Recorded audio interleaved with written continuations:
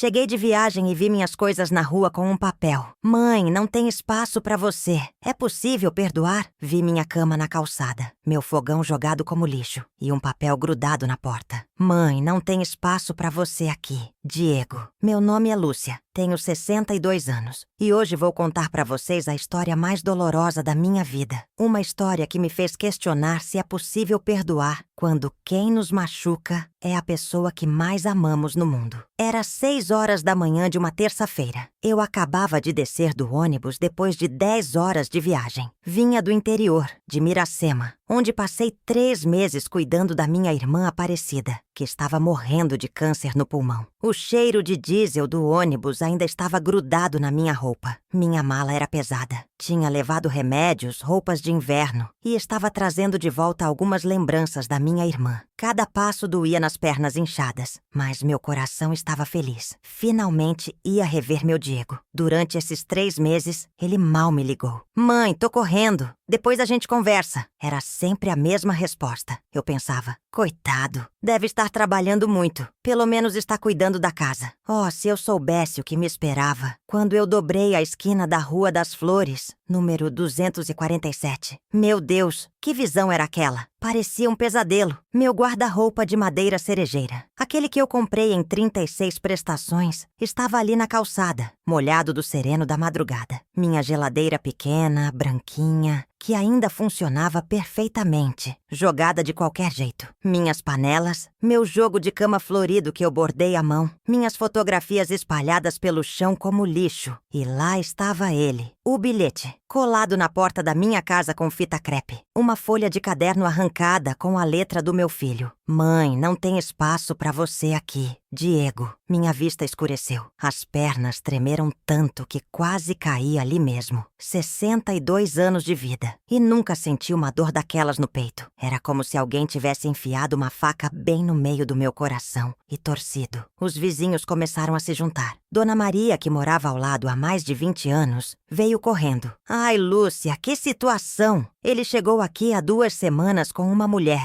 e 2 crianças pequenas. Disse pra todo mundo que você tinha vendido a casa pra ele. Vendido a casa? Eu mal conseguia falar. A voz saía trêmula, fraca. Dona Maria, como é que eu ia vender minha casa sem nem avisar a senhora que é minha vizinha há tanto tempo? Seu João, o aposentado da esquina, balançou a cabeça. Lúcia, a gente achou estranho mesmo. Mas o rapaz mostrou uns papéis. Disse que você tinha assinado procuração. A mulher dele, uma tal de Vanessa, já tá até mandando nas crianças como se fosse a dona da casa. Procuração? Eu nunca assinei procuração nenhuma. A única coisa que eu deixei foi uma declaração simples, dizendo que ele podia receber correspondência e cuidar da casa enquanto eu não voltasse. Sentei ali na calçada, no meio das minhas coisas, e as lembranças vieram como uma enxurrada. Meu Diego, meu menino. Eu me lembro quando ele nasceu pequenininho, pesando só 2,5 quilos.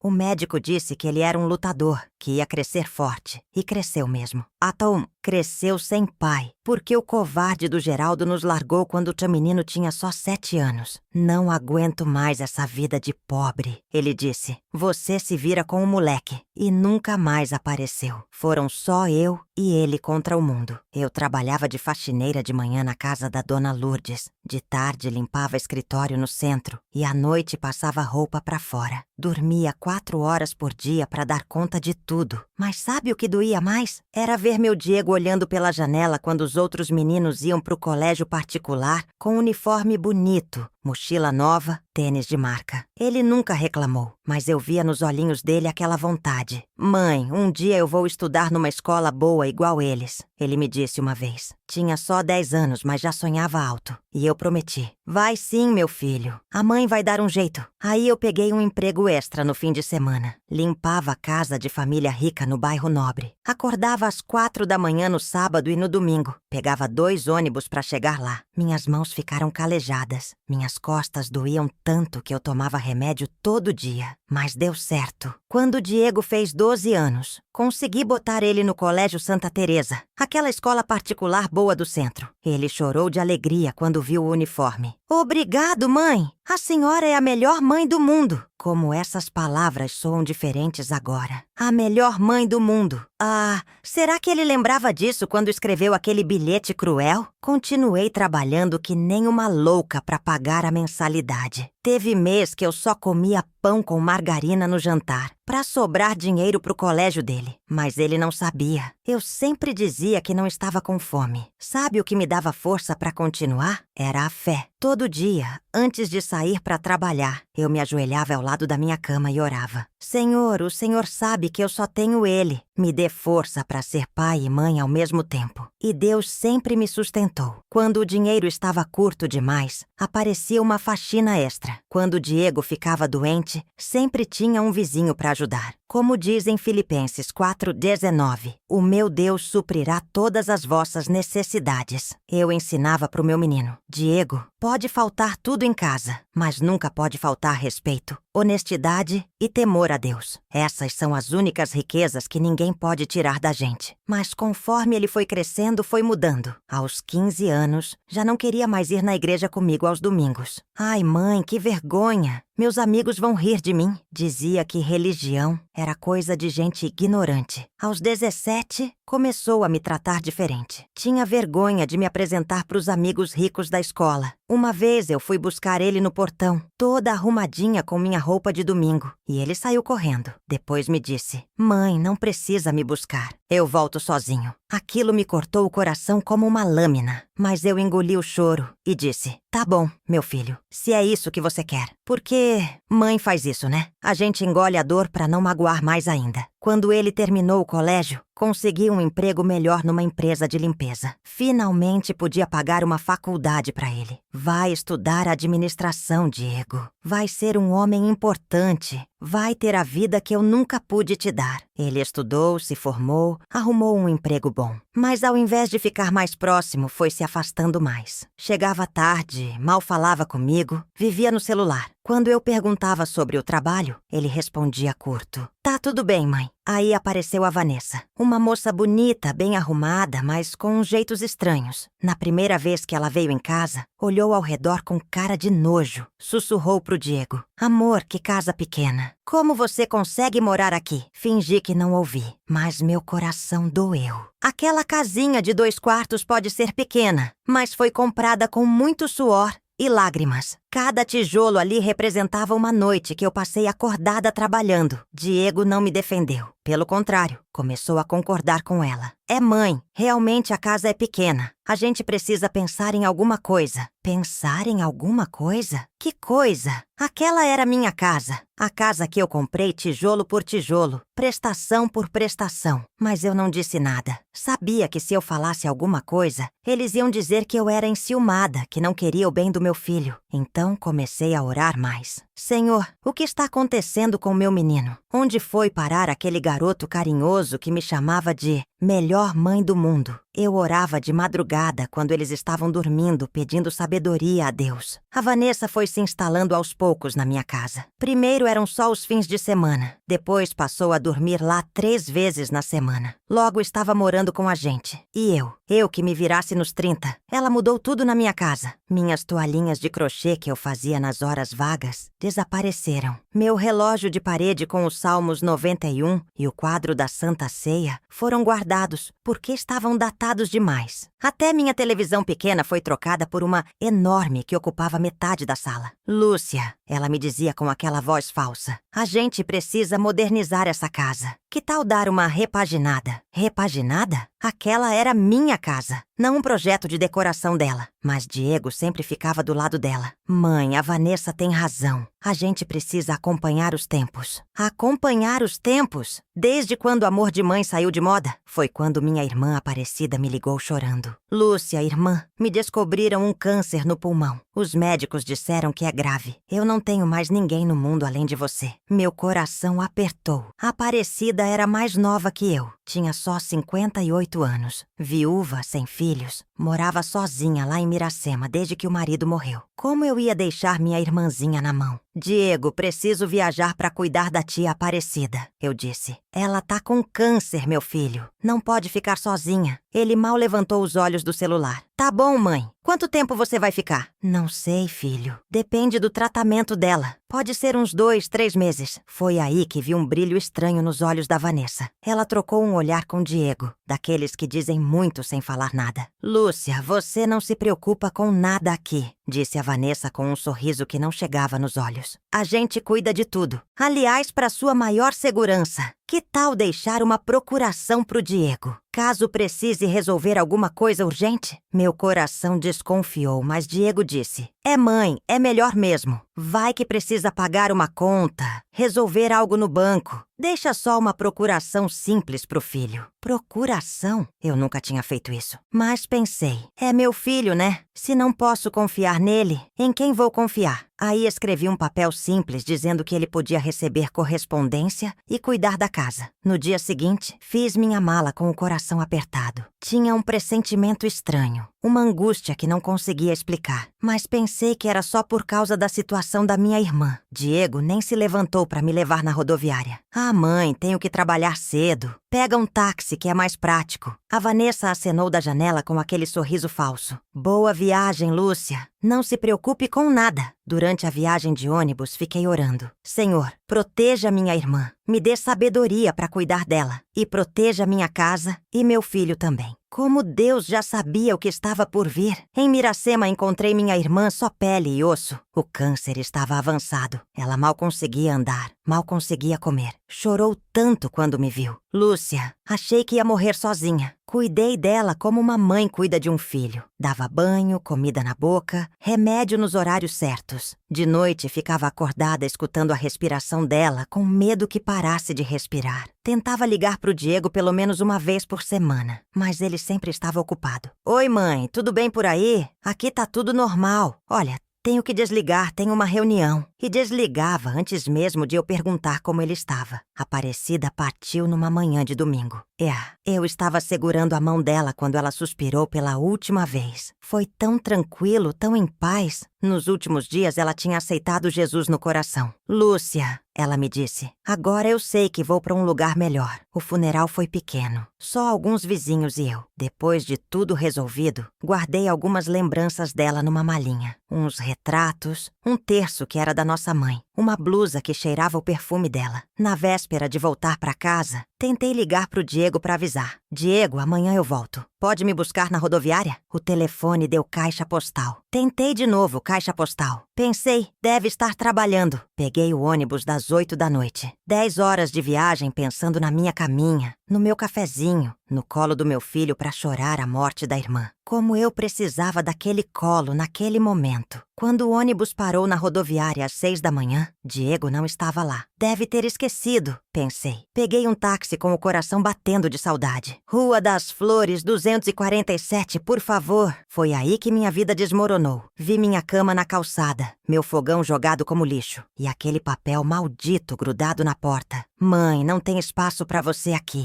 Diego, sentei na calçada no meio das minhas coisas e chorei como nunca tinha chorado na vida. Chorei pela minha irmã que tinha morrido. Chorei pela minha casa que tinha perdido. Mas, principalmente, chorei pelo meu filho que eu não reconhecia mais. Dona Maria trouxe um copo d'água. Lúcia, você tem que fazer alguma coisa. Isso não pode ficar assim. Mas sabe o que eu fiz? Orei ali mesmo, sentada na calçada. Senhor, eu não entendo nada. Me dá sabedoria para saber o que fazer. De repente, a porta se abriu. Era Diego com a Vanessa e 2 crianças pequenas que eu nunca tinha visto. Ele olhou para mim sem um pingo de vergonha na cara e disse: você voltou. Como assim? Você voltou? Eu me levantei trêmula. Diego, o que significa isso? Por que minhas coisas estão na rua? Ele suspirou como se eu fosse um incômodo. Mãe, a Vanessa e eu nos casamos. Essas são as filhas dela. A casa é pequena demais para todo mundo. Você precisa se mudar. Me mudar para onde, Diego? Minha voz saiu num grito que eu nem sabia que existia dentro de mim. Esta é minha casa. Eu que comprei. Eu que paguei. Na verdade, não, disse a Vanessa com aquele sorriso diabólico. Você assinou uma procuração, lembra? Diego transferiu a casa para o nome dele. Agora é nossa. Naquele momento, uma raiva subiu do meu peito que eu nunca tinha sentido na vida. Raiva de quebrar tudo, de gritar, de xingar, de brigar. Mas aí, bem naquela hora, veio na minha mente a voz do Senhor. A ira do homem não opera a justiça de Deus. Respirei fundo, muito fundo, e falei baixinho, olhando direto nos olhos do meu filho. Diego, você tem certeza de que é isso que você quer fazer com sua mãe? Ele não conseguiu me encarar. Desviou o olhar e disse: Mãe, você vai se acostumar. Pode alugar algum lugar por aí. A senhora é ainda nova. Pode trabalhar. 62 anos cansada, sem teto. E ele falando que eu era nova. Foi aí que entendi que meu filho tinha morrido. O Diego que eu conhecia não existia mais. Sabe o que eu fiz? Peguei minha mala, juntei algumas roupas que estavam menos molhadas da chuva e disse: que Deus abençoe vocês. Quando precisarem de mim, vocês sabem onde me encontrar. Vanessa riu. Onde? Se você não tem onde morar. Mas eu não respondi. Como Jesus disse, não resistais ao que é mal. Às vezes o silêncio fala mais alto que qualquer grito. Dona Maria me chamou. Lúcia, vem dormir aqui em casa hoje. Amanhã a gente resolve isso. Fui caminhando devagar, sentindo o peso de cada passo. Mas sabe de uma coisa? Mesmo destruída, eu sabia que Deus não tinha me abandonado. Naquela noite, na casa da Dona Maria, orei até de madrugada. Senhor, eu não entendo seus caminhos, mas eu confio. O Senhor disse que todas as coisas cooperam para o bem daqueles que te amam. Então eu espero. No dia seguinte aconteceu o primeiro milagre. A Dona Lourdes, aquela senhora que eu limpava a casa há anos, soube da minha situação e apareceu na casa da Dona Maria. Lúcia, eu tenho uma casa pequena nos fundos da minha propriedade. Está vazia há anos. Que tal morar lá e me ajudar com alguns serviços? Uma casinha simples, mas limpa e arejada. Com um quartinho, uma salinha, cozinha pequena e um quintalzinho cheio de flores. É como se Deus estivesse me dizendo: vou te dar algo melhor. Nos primeiros meses, confesso que foi difícil. Sentia a falta da minha casa. Chorava pensando no Diego. Me perguntava o que tinha feito de errado na criação dele. Mas aos poucos, fui encontrando paz naquela casinha. Dona Lourdes era viúva também. E viramos amigas de verdade. Tomávamos café da tarde juntas. Contávamos histórias. Ríamos das coisas da vida. Ela me dizia: Deus tirou você de uma situação ruim para te colocar numa situação melhor. E sabe de uma coisa? Ela estava certa. Pela primeira vez em anos, eu tinha paz. Não precisava mais aturar desaforos. Não via mais cara feia de manhã. Não escutava mais indiretas. Era só eu e Deus naquela casinha abençoada. Passou um ano sem falar com Diego, sem saber notícias dele. Eu orava todos os dias: Senhor, proteja meu filho, mesmo ele tendo me machucado tanto. Porque amor de mãe não some, né? Machuca, sangra, mas não morre. Foi Dona Maria quem trouxe as primeiras notícias. Lúcia, você soube que a Vanessa saiu de casa? Levou as filhas e foi embora. Parece que arrumou outro homem com mais dinheiro. Meu coração apertou. Não de alegria pela situação dele, mas de dó. E o Diego? Perguntei. Ah, está sozinho na casa. Parece que perdeu o emprego também. Ouvi dizer que está passando necessidade. Tempos depois, Dona Maria me contou o resto. Lúcia, a casa está toda destruída. Ele não sabe cuidar de nada. O quintal virou mato. A casa está caindo aos pedaços. Os vizinhos dizem que ele chora toda noite. Não senti prazer em saber disso. Pelo contrário, senti dó, porque quando a gente planta vento, colhe tempestade. A Bíblia fala: não se deixem enganar, de Deus não se zomba, pois o que o homem semear, isso também ceifará. Ele colheu exatamente o que plantou. Plantou ingratidão, colheu abandono. Plantou desamor, colheu solidão. Plantou mentira, colheu traição. Deus não precisou fazer nada. A própria vida se encarregou de cobrar. 2 anos se passaram. 2 anos de paz na minha casinha, trabalhando para Dona Lourdes, indo na igreja, cuidando do meu jardinzinho. Tinha até arranjado uns amigos novos na congregação. Foi numa tarde de domingo que ele apareceu. Eu estava regando minhas flores quando ouvi uma voz fraca. Mãe? Levantei os olhos e quase não reconheci. Magro, barba por fazer, roupa velha, olheiras fundas. Diego? Murmurei. Ele se aproximou devagar. como um cachorro com medo de apanhar. Mãe, eu posso conversar com a senhora? Meu primeiro impulso foi mandar ele embora. Dizer todas as coisas que eu tinha guardado no peito esses 2 anos. Mas aí veio na minha mente as palavras de Jesus. Perdoai e sereis perdoados. Chamei ele para entrar. Ofereci um cafezinho, um pão com manteiga. Ele comeu que nem quem não via comida há dias. Aí começou a chorar como uma criança. Mãe, eu estraguei tudo. Perdi tudo. A Vanessa me deixou. Levou até os móveis. Perdi o emprego porque não conseguia me concentrar. A casa está um lixo porque eu nunca aprendi a cuidar de nada sozinho. As lágrimas dele molhavam a mesa. Eu só vim pedir perdão. Eu sei que não mereço. Sei que machuquei a senhora do jeito mais covarde possível. Mas, por favor, me perdoa, mãe. Olhei para aquele homem de 30 anos chorando na minha mesa. E sabe o que eu vi? Não vi o homem cruel que me botou na rua. Vi meu menininho de 7 anos chorando quando o pai foi embora. Vi o garoto que me chamava de melhor mãe do mundo. Diego, eu disse segurando a mão dele. O perdão já estava dado desde o primeiro dia. Ele levantou os olhos vermelhos. Como assim, mãe? Filho, uma mãe que ama de verdade não consegue guardar rancor no coração. Dói? Dói muito. Magoa? Magoa até a alma, mas o amor é maior que a dor. Expliquei para ele. Perdoar não significa que o que você fez foi certo. Significa que eu escolho não carregar esse peso no meu coração. Mas mãe, como a senhora consegue? Ele estava genuinamente surpreso. Depois de tudo que eu fiz, Diego, quando você era pequeno e quebrava alguma coisa, eu ficava brava? Ficava, ele respondeu. Mas depois a senhora me abraçava e dizia que me amava mesmo assim. Então, meu filho, você quebrou algo muito maior agora. Quebrou minha confiança, meu coração, minha segurança. Mas o amor de mãe não quebra. Contei pra ele como Deus me sustentou. Sabe o que eu aprendi? Que às vezes Deus permite que a gente passe por dor para nos ensinar sobre seu amor. Ele me tirou de uma situação ruim e me colocou numa situação melhor. Diego chorou ainda mais. Mãe, eu posso voltar a ser seu filho? Meu amor, você nunca deixou de ser, respondi abraçando ele. Só que agora você vai ser um filho que aprendeu o valor das coisas. Um filho que sabe o que significa família de verdade. Ele ficou comigo naquele dia. Conversamos até tarde. Ele me contou sobre os erros que cometeu, como se sentiu perdido sem a mãe. Eu não sabia nem fazer uma comida direito, confessou. A casa caiu aos pedaços porque você sempre fez tudo pra mim.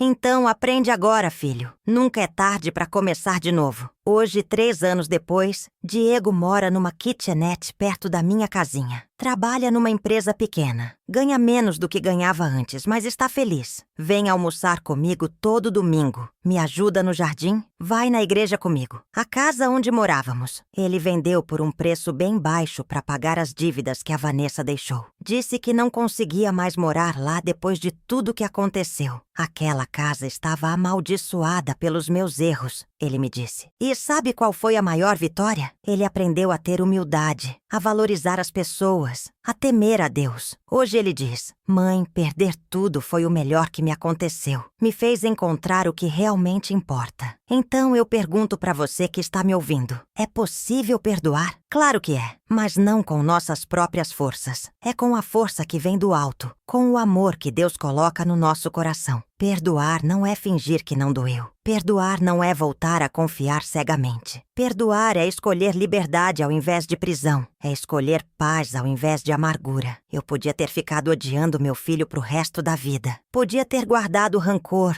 planejado vingança, desejado o mal dele. Mas sabe o que isso ia fazer? Ia me destruir por dentro, ia me amargurar, ia me afastar de Deus. Se você está passando por uma dor parecida, se alguém que você ama te machucou profundamente, eu quero te dizer uma coisa. Entregue essa dor nas mãos de Deus. Ore, tenha fé, mantenha-se em silêncio quando for preciso e confie que a justiça divina sempre chega no tempo certo. Não busque vingança com suas próprias mãos. Como diz em Romanos 12:19, a mim me pertence a vingança. Eu retribuirei, diz o Senhor. Deus sabe como cuidar de cada situação melhor que nós. E lembre-se, Deus nunca desperdiça uma dor. Ele usa a nossa dor para nos ensinar. para nos fortalecer, para nos aproximar mais dele. O que o inimigo planeja para mal, Deus transforma em bem. Se eu conseguir perdoar o imperdoável, se eu conseguir reconstruir minha vida aos 62 anos, se eu conseguir ver meu filho se transformar num homem melhor, vocês também são capazes. Com fé, oração e confiança em Deus, não existe situação impossível. A Ele seja toda a honra, toda a glória e todo o louvor. Amém.